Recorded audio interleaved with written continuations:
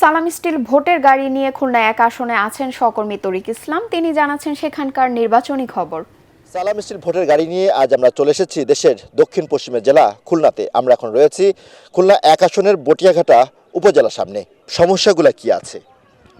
আসনের সমস্যা বিভিন্ন ধরনের সমস্যা আছে। তার ভিতরে আছে যারা আছে জনসংখ্যা তাদের কম, ফ্যামিলিতে সমস্যা, তাদের সবাই চাপাচাপ দেয়, বিভিন্ন ধরনের ট্যাগ লাগায় বিভিন্ন ধরনের তাদের জমি জমা দখল দেওয়া। রাস্তাঘাট আছে যেখানে এখনো কাদা মাটির মানে সেটা থেকে বের হতে পারেনি, ইট বা কোনো পিচের কোনো ব্যবস্থা হয়নি, সেটা হচ্ছে মেইন প্রবলেম। দু এক জায়গায় আছে এখনো বাঁশের সাঁকো আছে।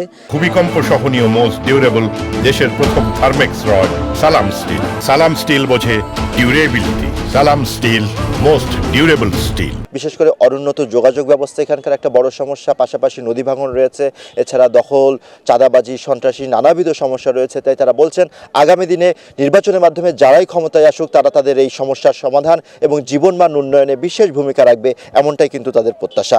সালাম স্টিল ভোটের গাড়ি নিয়ে এই ছিল আমার কাছে সবশেষ।